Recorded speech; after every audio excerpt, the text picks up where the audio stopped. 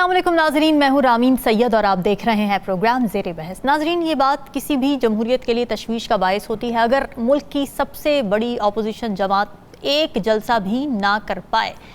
22 अगस्त को पीटीआई ने जितने एंथुजियाज्म से जलसे का ऐलान किया था, अपने वोटर को चार्ज किया था, एनओसी ना मिलने के बावजूद क़यादत टीवी पर बैठकर इस आज़म का इजहार करती रही कि हम तमाम हर्डल्स के बावजूद ये वाला जलसा करके रहेंगे। मगर अगले दिन क्या देखा हमने कि इस आज़म पर ख़ुद ही पानी फेर दिया गया जब आज़म सवाती अचानक सुबह 7:30 बजे अडियाला जेल पहुँचे और उसके बाद जलसा मनसूख करने का ऐलान कर दिया जाता है, जिसका पूरी क़यादत को पता तक नहीं होता, क्योंकि उसी वक्त जबकि ऐलान किया जा रहा था आज़म सवाती की जानिब से, पीटीआई के एक और रहनुमा शोएब शाहीन साहब एक निजी टीवी पर लाइव थे और इस खबर को फेक न्यूज़ कह रहे थे। इस मामले पर अपोजिशन इत्तेहाद भी पूरी तरह से ऑन बोर्ड नज़र नहीं आई, क्योंकि इस बात का इजहार किया महमूद खान अचकज़ई साहब ने। उन्होंने ये कहा कि हमें तो लूप में लिया ही नहीं गया, एटलीस्ट कम्युनिकेशन तो होनी चाहिए थी, राब्ते तो होने चाहिए थे। फिर खुद इमरान खान की अपनी बहन अलीमा खान इस फैसले पर नाखुश नज़र आई। एक ऑडियो सर्कुलेट कर रही थी जिसमें वाज़े तौर पर यह सुना गया कि किस तरह से वो नाराज़ थी और पूछ रही थी कि कैसे 7:30 बजे आज़म सवाती को परमिशन मिली खान साहब से और क्यों खान साहब से इजाज़त लेने की ज़रूरत पड़ रही थी, जबकि ऑलरेडी हम ऐलान कर चुके थे। मगर पीटीआई के कुछ रहनुमा जिनमें बैरिस्टर सैफ शामिल हैं, वो इस मनसूखी के पीछे ये रीज़न देते हुए नज़र आए कि क्योंकि जलसा जिस दिन डिसाइड किया गया था यानी 22 अगस्त को, उस दिन मुबारक सानी केस पर मजहबी जमातों का एक प्रोटेस्ट भी हो रहा था, सुप्रीम कोर्ट में अहम समाअत थी, तो फिर एक वसीतर मफाद में और हर किस्म का तसादुम अवॉइड करने के लिए पीटीआई ने फैसला किया और अब 8 सितंबर को जलसे की इजाज़त मिल गई है। अब इस पर बहुत से सवालात खड़े हो गए हैं। क्या ये खुद साख्ता फैसला था? क्या ये फैसला पीटीआई ने अपने कारकुनान को मायूस किया ये फैसला करके? और क्या वजह है कि पोस्ट इलेक्शन पीटीआई एक भी जलसा नहीं कर सकी है? और क्या पॉलिटिकल स्ट्रैटेजी का फुकदान नज़र आ रहा है पीटीआई में? इन तमाम सवालात जवाब ढूंढने की कोशिश करेंगे। प्रोग्राम के पहले हिस्से में हमें ज्वाइन कर रहे हैं सीनियर तजियाकार नजमुल साकिब साहब, राखालिद साहब और साकिब बशीर हमारे साथ मौजूद हैं। आप सभी का बहुत शुक्रिया। नजमुल साकिब साहब, आपको क्या वजह लगती है कल जो जलसा एंड टाइम पर मनसूख हुआ, ये पहला जलसा नहीं था जो एंड टाइम पर मनसूख हुआ, इससे पहले 5 जलसे मनसूख हो चुके हैं, आपको क्या रीज़न समझ आती है? देखिए, जो भी वजूहात सामने आ रही हैं ना रामीन, मेरे नज़दीक गैर अहम है। अच्छा, क्यों गैर अहम है? तो जो आ रही हैं उसमें हमें पता लग रहा है जी कि जलसा होना ही नहीं था, ये ऐसे गीदड़ भपकियाँ थी जो कि केपी से आ रही हैं। फिर पता लगा जी कि वो 7 बजे को मीटिंग है और इमरान खान साहब जो है वो जल्दी से उठे, तैयार हुए और कुछ दबाव वगैरह था मीटिंग की, उन्होंने कहा जी अच्छा चले जाने दें। फिर उनकी हमशीरा साहिबा जो है उनका बयान जो है वो आज़म सवाती से नहीं मिल रहा, आज़म सवाती का बयान जो है वो टीवी में बैठे हुए जो मिनिस्टरान हैं उनसे नहीं मिल रहा। ये सारी बातें मेरे नज़दीक गैर अहम है। और उसमें एक वजह में ये भी बताई गई कि सुप्रीम कोर्ट में एक बड़ा अहम केस था और उसमें बहुत सारे लोग वहाँ जमा हुए थे। फिर उसके बाद ये जी कि क्रिकेट टीम आई हुई है, पिंडी में फलाना था, ये वो सारा बाजीचा अतफाल है, दुनिया मेरे आगे होता है शबो रूस तमाशा मेरे आगे। मेरे नज़दीक या हमारे नज़दीक या हमारे तज्जिए के नज़दीक इम्पॉर्टेंट चीज़ क्या है? सबसे पहली बात, अगर तो यकजान दो कालिब वाली बात दुरुस्त है जो कि प्राइम मिनिस्टर शहबाज शरीफ साहब ने की, तो आप 5000 जलसे कर लीजिए, कोई फायदा नहीं है। ठीक है, आपने ये जलसा जो करना था, क्या इससे हुकूमत बदलनी थी आपने? क्या इससे आपने मईशत बहाल करनी थी? क्या बिजली के बिलों के रेट कम करने थे? क्या पाकिस्तान में छाई हुई मायूसी को दूर करना था? आपने इस जलसे से करना क्या था? तो मेरे नज़दीक अहम सवालात ये हैं। ये नहीं है कि क्यों जलसा नहीं हुआ, चौथा था, 5वां था, फलाना था, या ये होना था और नहीं हुआ वगैरह वगैरह वगैरह। अहम सवाल ये है कि आप ये जलसा कर क्यों रहे थे? आप इसलिए कर रहे थे कि आपने बताना था कि हम हुकूमत के खिलाफ नहीं, तो वो तो आप पहले कई दफ़ा बता चुके हैं, एहतजाज कई दफ़ा हो चुका है। देखिए, ये रास्ता नहीं है ठीक वाला, ये रास्ता नहीं है ठीक वाला। कभी लौट आए तो पूछना नहीं, देखना उन्हें गौर से, जिन्हें रास्ते में खबर हुई कि ये रास्ता कोई और है। ये रास्ता जो है, देखिए, मैंडेट लेना था आपने। आप मुझे कोई सवाल बताएं जो उनके नज़दीक अहम है पीटीआई के, उन्होंने करना क्या था? हुआ क्या? जलसा नहीं हुआ, और अवाम जो है, आप तो जो वो लोग जो पिंडी इस्लामाबाद के हैं वो जानते हैं कि सुबह 5:45 बजे से लेके जो हशर हुआ है, जो कंटेनर लगे हुए हैं और पता नहीं क्या होने लगा है, यानी क़यामत आ जाएगी, पता नहीं क्या हो जाएगा, और पता लगता है जी जलसा नहीं हुआ। तो आपने अपने वर्कर्स को मायूस किया, क्यों किया? फिर वो जो अंदर की एक खलफशार है वो फिर खुल के सामने आई। खान साहब क्या कह रहे हैं, उनके लोग क्या कह रहे हैं, और उधर से केपी से जो एक शेर की धाड़ें सुनाई देती हैं, क्या वो सिर्फ गीदड़ भभकियां हैं? ये क्या कर रही है पीटीआई अपने साथ? देखिए, इस वक्त इनको तंजीम की ज़रूरत है और ज़रा ठंडे दिल से सोचने की ज़रूरत है कि अगर उन्होंने इस हुकूमत को हटाना है, अगर वो वाकई इंटरेस्टेड हैं कि इस वक्त जो इस्लामाबाद में मरकज़ में हुकूमत है उसको हटाना है, तो ये कोई तरीका नहीं है कि तरनौल में करना है जलसा और जलसा करने आ रहे हैं और हम मरकज़ पे कब्ज़ा कर लेंगे वगैरह। जब आप ये कहते हैं ना कि हम मरकज़ पे कब्जा करने आ रहे हैं, तो आप रेज़ा देख देते हैं, लेकिन आप रीजन देते हैं गवर्नमेंट को कि आपको रोक लिया जाए। तो करते हैं ना, ज़ाहिर प्रोटेस्ट तो जमहूरियत में एक टूल होता है जो यूज़ करती हैं पॉलिटिकल पार्टीज और अपोजिशन पार्टीज, लेकिन क्यों पीटीआई को ये सूट नहीं करता? क्या इसकी वजह 9 मई है? देखिए, 9 मई का तो तय है, वो तो बियॉन्ड एनी रीजनेबल डाउट तय है। राइट। अब ये कि अगर आप वाकई इंटरेस्टेड हैं कि कोई तब्दीली लाएं गवर्नमेंट में, मुज़ाकरात आपने करने नहीं, मुज़ाकरात जिनसे करने थे उन्होंने आपको झंडी करा दी, उन्होंने कहा जी हम करते ही नहीं हैं, हम तो 9 मई की बात करेंगे। अब एक तरफ आपके पूरे सूबे की हुकूमत आपके पास है कि नहीं है? केपी आपके पास है।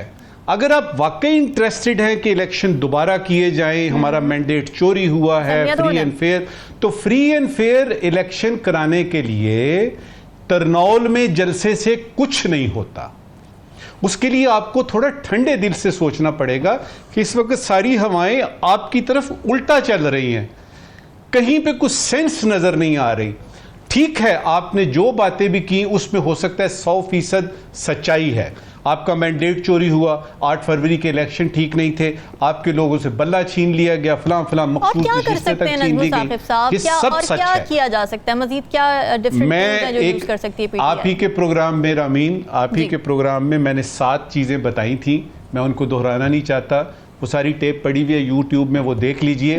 लेकिन बुनियादी तौर पे ये है कि आपने सबसे पहले हालात को समझना है। अच्छा, हालात को समझना है, किस रुख पे जा रहे हैं। और ये जो मैंने यकजान 2 कालिब वाली बात की है ना, इसने तो यूं समझिए कि आखिरी कील ठोक दी है ताबूत पे। अगर एस्टेब्लिशमेंट और मौजूदा हुकूमत एक पेज पे है, यकजान 2 कालिब हैं, तो मुझे ये बताइए, आप 5000 जलसे कर लीजिए, पूरे पाकिस्तान को मोबिलाइज कर लीजिए, आप फिर भी कुछ नहीं कर सकेंगे। तो बॉटम लाइन क्या निकली कि आपने अगर कोई वाकयातन चेंज लाना है, कोई सियासत में, कोई पार्लियामेंट में कोई इलेक्शन करवाने हैं, मैंडेट वापस लेना है, तो उसके लिए आपको कोई कानूनी और आईनी रास्ता ढूंढना है। अच्छा, जहां तक ये बात है ना कि जी जलसा करना, जमहूरी रवायात, ये तो उस किस्म का जलसा ही नहीं था। ये उसके लिए कौन रोक रहा है, और वो किसके खिलाफ मज़ाहमत थी? आपकी तो एक सूबे में हुकूमत है। ठीक है राव खालिद साहब, एक तो इस बात पे मैं बात करना चाहती हूँ, नजमुल साकिब साहब की जो बातों से एक पॉइंट निकला है कि क्या जलसे करने ही नहीं चाहिए पीटीआई को क्योंकि हवाओं का रुख कुछ और है, तो क्या वो चुप करके बैठे रहें, ये ठीक है स्ट्रैटेजी होगी? और दूसरा ये कि जो स्ट्रैटेजी वो बना रहे हैं वो पूरी नहीं कर पा रहे। तो ये जो कल का जलसा मनसूख हुआ है, आपको क्या लगता है ये वसीतर मफाद का फैसला था या फिर प्रेशर के अंदर लिया हुआ फैसला था?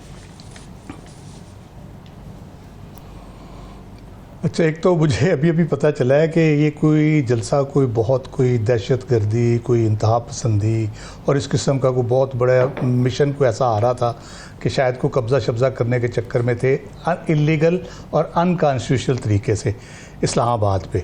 ये पीटीआई वाले? This is a normal political activity. जी नहीं, मुझे थोड़ा सा अंदाजा हुआ, इनके पास इंफॉर्मेशन होगी यकीनन। जी कि कोई हमला शमला होने जा रहा था, हुकूमत को उल्टाने का प्रोग्राम था, कोई इस किस्म का था। बाबा वो कह रहे थे, वो यानी केपी के जो आपके चीफ मिनिस्टर हैं, उन्होंने कहा था कि हम धावा बोलने आ रहे हैं, हमला करने आ रहे हैं, तो उनकी बातें दोहरा रहे हैं। वो तो थोड़े पुराने उनके रिमार्क्स। नहीं, वो मैं बता दूं, मैं सारा कॉन्टेक्स्ट, आउट ऑफ कॉन्टेक्स्ट चीज़ें हैं बहुत सारी।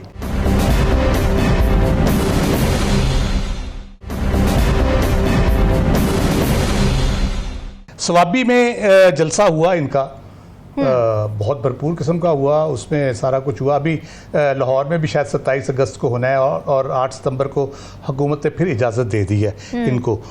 तो गंडापुर साहब की जहाँ तक हम बात करते हैं, उन्होंने ये कहा था कि हम हर सूरत में जलसा करेंगे, हम आएंगे इस्लामाबाद, ये उन्होंने कहा था, क्योंकि कैंसिल हो गया था एनओसी। ऑब्वियसली पॉलिटिकल स्टेटमेंट्स होती हैं, पॉलिटिकल बयानात होती हैं, ये पॉलिटिकल स्टेटमेंट्स होती हैं, लोग देते रहते हैं, करते रहते हैं, चलती रहती हैं चीज़ें, लेकिन it's a purely political normal activity according to the law and constitution. आप कहीं रैली करना चाहते हैं, कहीं जलसा करना चाहते हैं। कल आपके डी चौक में इतना इश्तियाल मुश्तिल जिसको कहते हैं, और उनकी जायज़ वजूहात थी मुश्तिल होने की, वो ठीक हो गया, अल्लाह ने किया मसला सारा। तो वो अगर आपके प्राइम मिनिस्टर हाउस, वज़ीर आज़म हाउस और सुप्रीम कोर्ट के सामने मुश्तिल हजूम मौजूद है, उससे अगर ख़तरा नहीं है तो ये इस्लामाबाद से बाहर एक जगह के ऊपर 5 कनाल की जगह के ऊपर कितना बड़ा खतरा पॉसिबली हो सकता है। अच्छा, सियासत से हटकर मैं उस जलसे की जो तनसीख है उसकी मैं बात कर देता हूँ जी।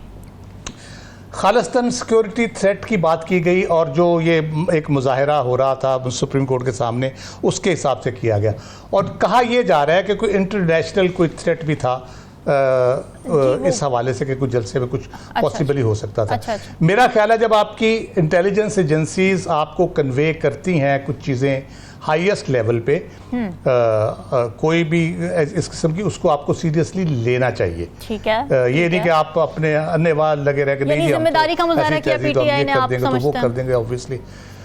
वो मेरा ख्याल है कि उसको इमरान खान साहब को कन्विंस किया गया बाकायदा। अब तो सारी इन्फॉर्मेशन आ गई है तकरीबन कि किस तरह से रात बात हुई, फिर किस तरह से किस किस की कॉन्फ्रेंस कॉल हुई और किसने किससे बात की, वो सारी चीज़ें फिर ट्रांसपायर हुई, और सुबह फिर आज़म स्वाति साहब को मिलवा के तो उनसे ज़ुबानी फिर वो अनाउंसमेंट करवाई गई बाकायदा तौर के ऊपर।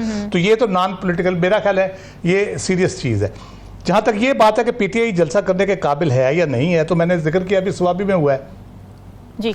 अभी प्रॉब्लम तो उनकी तरफ से तो नहीं आ रही, कंटेनर तो वो नहीं खड़े करते, कंटेनर तो ये खड़े करते हैं। अब रात अगर बातें हो रही थी, सबको पता था, एडमिनिस्ट्रेशन को भी पता था कि मामला हल होने की तरफ जा रहे हैं, सुबह जलसा नहीं होगा, तो आपकी सारी मोटरवेज क्यों बंद की हुई थी आपने? वो इमरान खान के ऑर्डर पे बंद हुई थी क्या?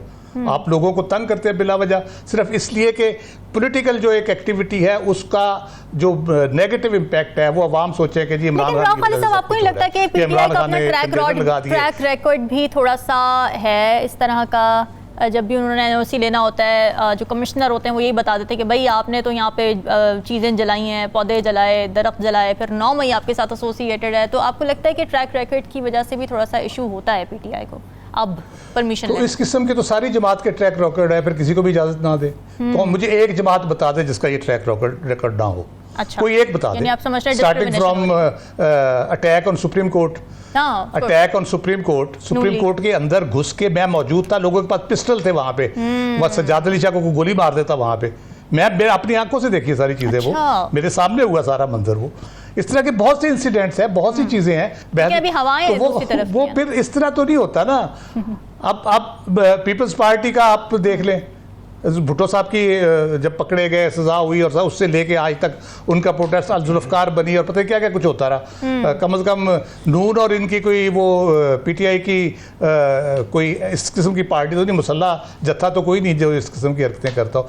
तो अगर ये जवाब बनाना है तो फिर तो कोई पार्टी नहीं कर सकती ना, कोई जुलूस निकाल सकती है ना, कोई जलसा कर सकती है ना, कुछ और कर सकती है। उधर से मिसाल दी जाती है ट्रंप की, ये बात है।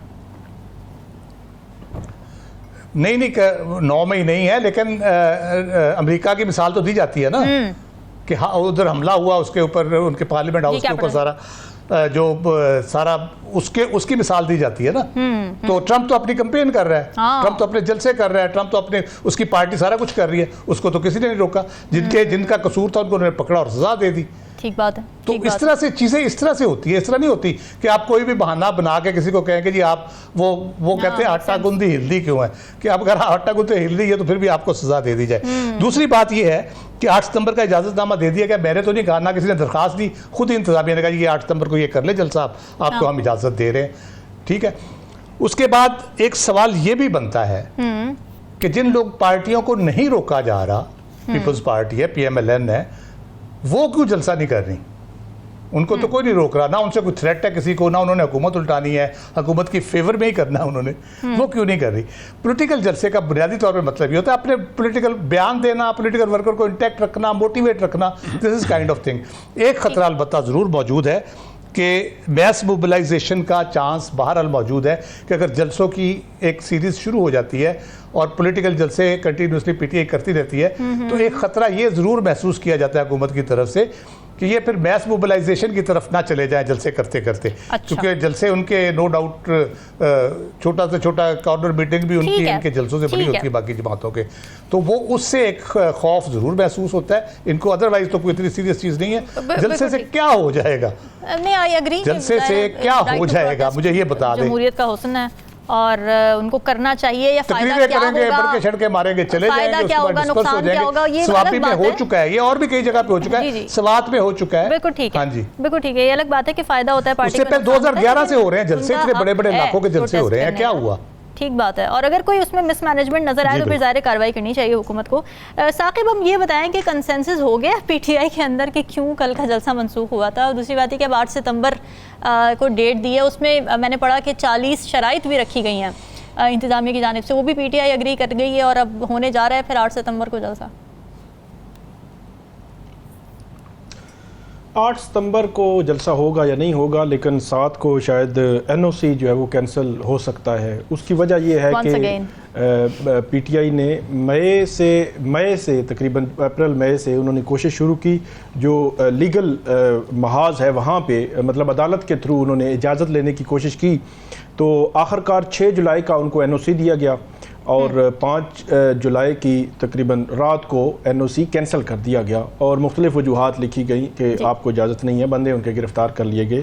फिर 22 अगस्त का एनओसी दिया गया और वो 21 अगस्त को विड्रॉ कर लिया गया, और 22 अगस्त को जब जलसा जो उन्होंने मुलतवी कर दिया और उसके बाद उनको 8 सितंबर का एनओसी दिया गया।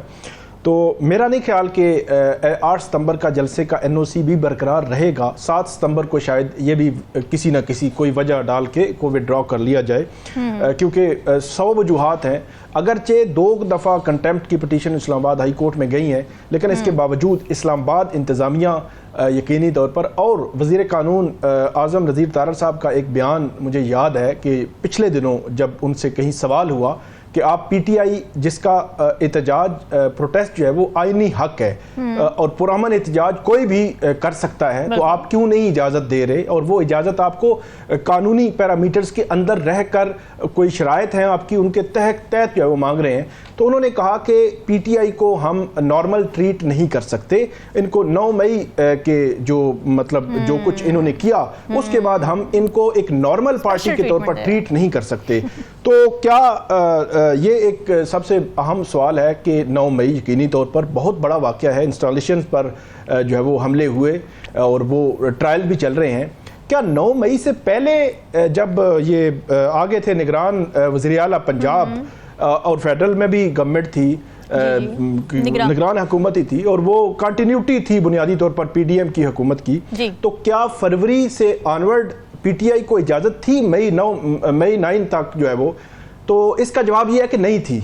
ठीक है, वो उनको इजाजत नहीं थी, मतलब कहीं भी अब उन्होंने जलसा करना है, उनकी पकड़ दकड़ शुरू, उनके खिलाफ मुकदमे, और तकरीबन 9 मई से पहले पीटीआई की तकरीबन लीडरशिप जो है ज्यादातर लोगों पर कहीं ना कहीं कोई ना कोई मुकदमा किसी ना किसी सूरत में मौजूद ही था। मतलब ऐसी बात नहीं है कि वो मुकदमे नहीं बने थे और नॉर्मल था। इस्लामाबाद में, मैं इस्लामाबाद की बात करता हूँ, 9 मई से पहले भी इस्लामाबाद में जलसे की इजाजत नहीं थी, लेकिन जो पीडीएम की गवर्नमेंट थी उसमें भी उनको, जब पीडीएम की गवर्नमेंट चल रही थी तो इस्लामाबाद में उनको जलसे की इजाजत नहीं होती थी, लेकिन उसी पीडीएम की गवर्नमेंट ने दफा 144 लगी हुई थी इस्लामाबाद में, तो सुप्रीम कोर्ट के बाहर उन्होंने एहतजाज किया था। मतलब रेड जोन में तो वैसे ही जलसे की इजाजत नहीं है कि दफा 144 भी थी, दफा 144 थी, वही डिप्टी कमिश्नर इस्लामाबाद थे जो पीटीआई को जलसे की इजाजत नहीं दे रहे थे, लेकिन पीडीएम की गवर्नमेंट सुप्रीम कोर्ट के बाहर जलसा करती है।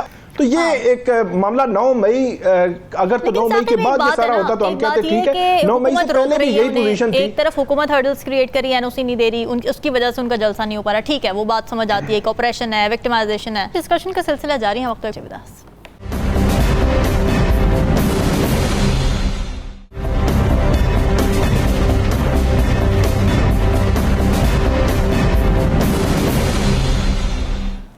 वेलकम बैक नाजरीन। हुकूमत पंजाब ने जब 2 माह के लिए बिजली सार्फिन के लिए 14 रुपए का रिलीफ अनाउंस किया, इस पर बाकी सूबों से शोर उठना शुरू हो गया। खास तौर से वज़ीर आला सिंध और वज़ीर आला पंजाब के दरमियान तल्ख जुमलों का तबादला देखा गया। सिंध को ये रिजर्वेशंस रहीं कि शायद वफाक ने सपोर्ट फराहम किया है पंजाब को, जिसकी शहबाज शरीफ जो प्राइम मिनिस्टर पाकिस्तान के, उन्होंने तरदीद कर दी। इसके अलावा एक प्रोविंशियल डिस्क्रिमिनेशन या प्रोविंशियल डिसएडवांटेज जैसी टर्म्स भी यूज़ हुई कि महंगी बिजली तो पूरे मुल्क का मसला है, तो फिर ये रिलीफ सिर्फ पंजाब में रहने वालों को क्यों मिला और बाकी सूबे ये रिलीफ क्यों नहीं दे सकते। अब इस तनाज़े के बाद वज़ीर-ए-आज़म मोहम्मद शहबाज शरीफ और चेयरमैन पीपल्स पार्टी बिलावल भुट्टो जरदारी की एक मुलाकात हुई इस्लामाबाद में, जिसमें बिजली के यूनिट और बिलों समेत मुल्क की जो मजमूई सूरत हाल है, सियासी सूरत हाल है, उस पर गुफ्तगू की गई, तबादला ख्याल किया गया। हुकूमत ने आइंदा चंद रोज़ में अहम कानून साजी के लिए बिलावल भुट्टो को एतमाद में लिया है और अहम कानून साजी के लिए कौमी असम्बली का इजलास भी पीर को बुलाया जा रहा है। इस मीटिंग के दौरान पीपल्स पार्टी की जानिब से भी शिकवा किया गया है कि जी पंजाब हुकूमत में पीपल्स पार्टी को मुसलसल नज़रअंदाज किया जा रहा है। तो क्या शिकवे शिकायत हैं पीपल्स पार्टी की और क्या हुकूमत या नून लीग उसे दूर कर सकती है? राव खालिद साहब, वज़ीर आला सिंध ने ये कहा कि बेवकूफ़ी के ऐलानात कर रही हैं मरीम नवाज़ साहिबा और उससे उन पर प्रेशर आ रहा है। फिर मरीम नवाज़ साहिबा ने उन पर करप्शन के इल्ज़ामात लगा दिए, प्रोटोकॉल लेने के इल्ज़ामात लगा दिए। ये जो टसल थी, इससे आपको क्या मैसेजिंग मिली?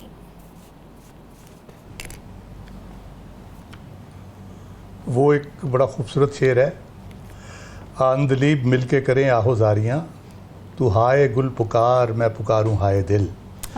तो ये इस किस्म की मीटिंग थी अच्छा, जिसमें आपस के वो एक दूसरे को गिले शिकवे शिकायतें और पहले एक दूसरे को, मेरा अंदाज़ा है क्योंकि ये जिस वजह से ये हुकूमत चल रही है या इकट्ठे हैं वो तो एक ही वजह है और वो इमरान खान। पहले एक दूसरे को डराया होगा कि देखे हम लड़ेंगे हुकूमत छोड़ेंगे तो वो आ जाएगा तो फिर क्या होगा, हम सारे जेलों में होंगे, जो ये अक्सर खदशे का इजहार करते रहते हैं। तो उसके बाद फिर शहबाज शरीफ साहब ने अपने दुखड़े बयान किए होंगे कि पंजाब का फ़ैसला है, तो मुझे तो शायद एतमाद में भी नहीं लिया गया या पार्टी के अंदर उनकी सुनी जाती है नहीं सुनी जाती। वो मुझे लगता है कि उन्होंने इस किस्म के किए होंगे। इसी तरह बिलावल साहब ने अपना मसाइल बताए होंगे उनको कि मेरे क्या मसाइल हैं और किस तरह से हैं। तो मुझे हैरत ये है कि शहबाज शरीफ साहब वज़ीर आज़म है, आसिफ जरदारी साहब सदर है, तो ये आपस में इन्होंने क्यों नहीं मुलाकात की और बात क्यों नहीं की इस इशू के ऊपर? पहले भी एक दफ़ा हुआ था इशू, तो वो सदर साहब से मिलने पहुंच गए थे और बात भी हुई थी। और अगर कानून साजी के मामलात हैं तो वो तो आसिफ जरदारी साहब से बेहतर तो कोई आदमी नहीं है जिनके साथ ये मामला डिस्कस किए जाएँ, अगर कोई इस किस्म की बात है।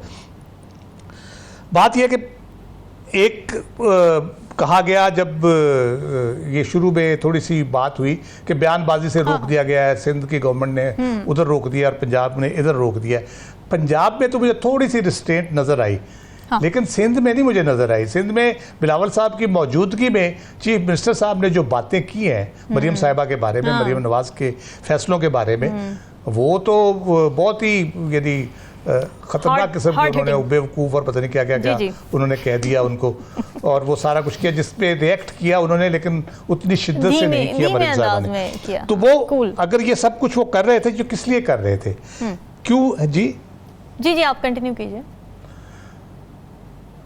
जी जी, बात ये लगती है कि कल की गुफ्तगू के बाद लग ये रहा है कि असल मसला ना बिजली के रिलीफ का है ना कुछ और है, असल मसला पंजाब का।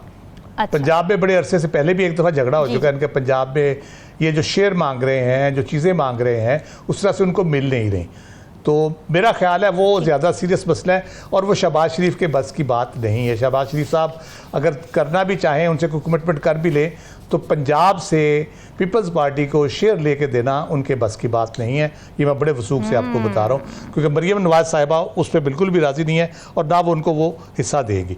ठीक है। अब इसमें सबसे इनके आपस के जो भी बात हुई, जो चीज़ हुई, सब कुछ मुझे सिर्फ ये नहीं समझ आई कि उसमें क्या अवाम के हवाले से कोई बात हुई, मेरी कोई बात हुई, आम आदमी की कोई बात हुई, उसमें आम आदमी को रिलीफ की कोई बात हुई, बिजली के बिलों के जिस लेवल पे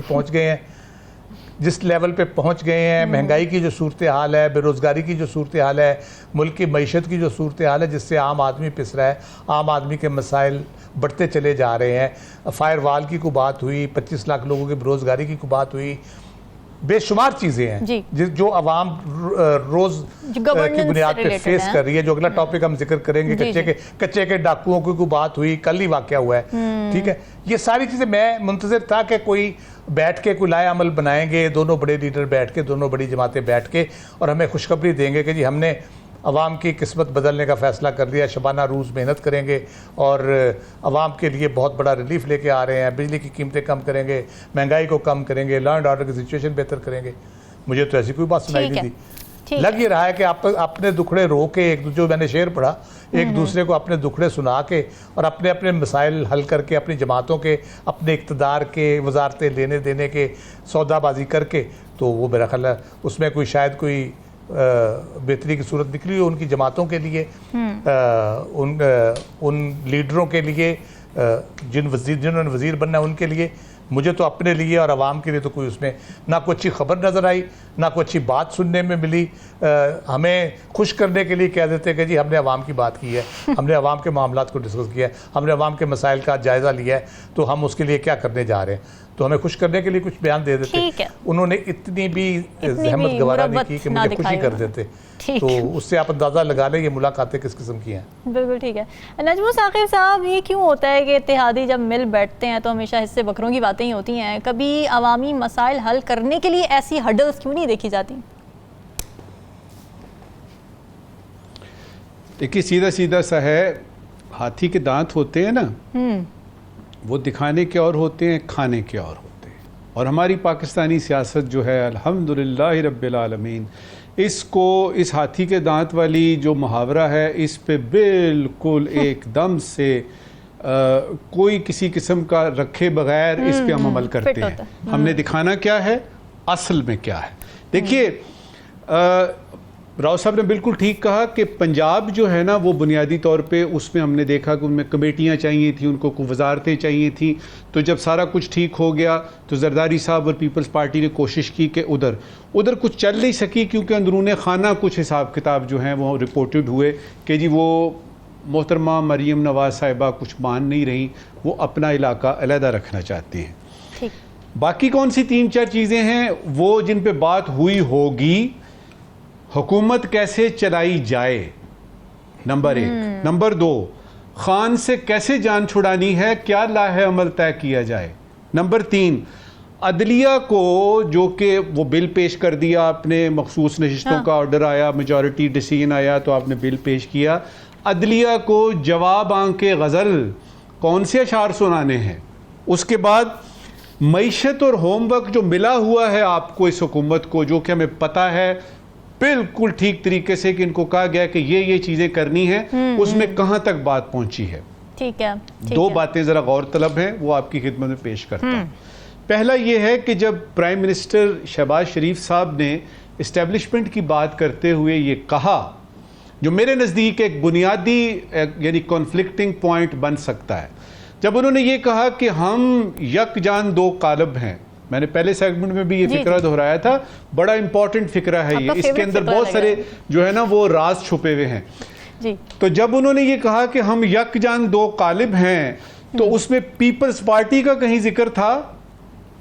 नहीं था, कतन नहीं था। तो पीपल्स पार्टी के लिए वो शहबाज शरीफ की बात हो रही थी, एज इफ के शहबाज शरीफ की गवर्नमेंट है। अब इसी गवर्नमेंट को देखिएगा कि क्या नवाज शरीफ साहब, मोहतरम मियां मोहम्मद नवाज शरीफ साहब, क्या इस मरकज में शहबाज शरीफ साहब की गवर्नमेंट को कहते हैं कि वो नून की गवर्नमेंट है? अब आपको थोड़ी सी समझ आनी शुरू होगी। और आखिर में एक वो यूं समझिए कि फर्जी किस्म का सवाल छोड़े जा रहा हूं, क्योंकि अभी राव साहब ने भी उसका जिक्र किया कि वो जो उधर से बेवकूफ़ी की बात आई मुराद अली शाह साहब की, इधर से मोहतरमा ने बहुत ज़बरदस्त तरीके से ठीक तरह से जवाब दिया। थोड़ा सा ज़रा देखिएगा, एक मफरूज़ा पेश कर रहा हूं आपके सामने कि अगर मुराद अली शाह साहब पंजाब के चीफ मिनिस्टर होते और ये सारा कुछ अच्छा काम करते, 2 महीने रिलीफ वगैरह, हाँ। और मोहतरमा मरीम नवाज साहिबा सिंध की चीफ मिनिस्टर होती, तो क्या प्राइम मिनिस्टर शहबाज शरीफ जो हैं वो यही बयान देते जो उन्होंने दिया था, कि उनका बयान और होता? ये मैं क्यों आपके सामने मफरूज़ा पेश कर रहा हूं, इसलिए कि इसमें रिश्तेदारियां, हिसाब किताब, ये वो, और बॉटम लाइन इस वक्त की ये है कि जहां तक मुस्लिम लीग नून का ताल्लुक है, तो हुकूमत पंजाब की है, उनके पास पंजाब है और इसके बारे में किसी किस्म का शक व शुबा नहीं होना चाहिए। मरकज में कोलिशन है और कोलिशन में भी वो प्राइम मिनिस्टर जो शहबाज शरीफ साहब हैं उनको वो ये नहीं समझते कि ये जो है ये नून है, ये शहबाज शरीफ साहब हैं।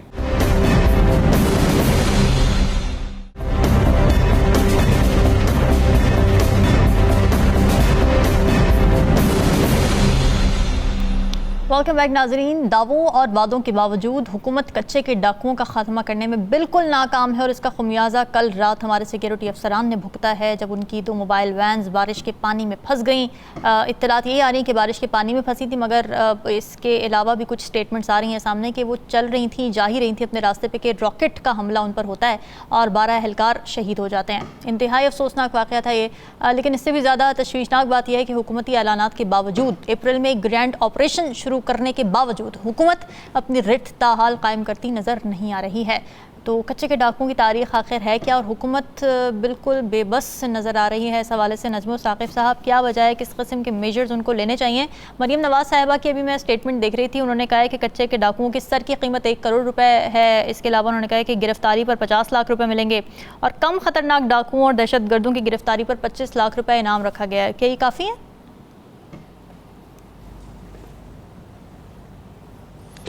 सबसे पहले तो रामीन, हम सब की तरफ से मग़फ़रत की दुआ है उन सारे पुलिस वालों के लिए, उन सब लोगों के लिए जो इस दुनिया से चले गए। In the line of fire, अगर in the line of duty अगर आप की जान जाती है तो हमारा ईमान है कि शहीद होते हैं जी। लवाहिकीन के साथ हमदर्दी है, अल्लाह ताला उनको सब्र जमील अता फ़रमाए, क्योंकि ये बहुत ही ज़्यादा अफसोसनाक वाक़या है। अच्छा, ये इत्तेफाक की बात है कि आपके इस सवाल का जवाब जो है वो देने से पहले बताऊंगा कि जब ये टिकर चला ना या ये ख़बर आई तो हम 4-5 यानी 6-7 कह लीजिए दोस्त बैठे हुए थे और उनमें एक पुलिस के बहुत ज़्यादा सीनियर ऑफिसर जो हाल ही में रिटायर हुए हैं कुछ अरसा पहले, वो बैठे हुए थे और वो सिंध में रहे हैं। तो उनसे मैंने पूछा, उन्होंने जो मुझे ख़बरें बताई वो मेरे लिए बड़ी हैरानकुन थी, आंखें खोलने वाली थी। आपके इस सवाल में कि क्यों रिट कायम नहीं हो रही, ये ग्रैंड स्कीम क्या है और ये सारा कुछ, इन सब बातों का जवाब सिर्फ 2 मिनट में उन्होंने जो बातें बताई, मैंने असल में वो लिख लिया। बात बहुत ज़्यादा चूके बताइए। पहली बात उन्होंने बताई कि ये कच्चे का इलाका होता। मैंने उनसे पूछा कच्चे का इलाका क्या चीज़ होती है, ये कोई कच्चा इलाका है, कोई मकान नहीं बना हुआ? तो उन्होंने बताया ऐसी बात नहीं है, दरिया से जब पानी जो है दाएं बाएं फैल जाता है ना तो उसमें खुदराव बूटे और यानी दरख्त वगैरह निकल आते हैं और पिछले 40 साल से ये सिलसिला चल रहा है।